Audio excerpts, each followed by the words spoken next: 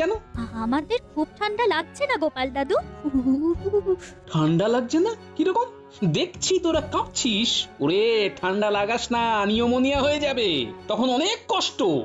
এই তো একটু পরে রোদ উঠবে, ব্যাস গা গরম হয়ে যাবে। না, ব্যাপারটা তো ঠিক বোঝা যাচ্ছে না।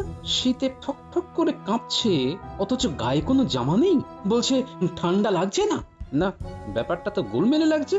এই এই যা যা, তোরা তাড়াতাড়ি বাড়ি যা তো। হ্যাঁ, তাড়াতাড়ি যাচ্ছি। বুঝেছি বুঝেছি, তোরা আমার কাছে স্বীকার করলি না। দাঁড়া, আমি অন্য রাস্তা দিয়ে তোদের আগে তোদের বাড়ি পৌঁছবো। হ্যাঁ,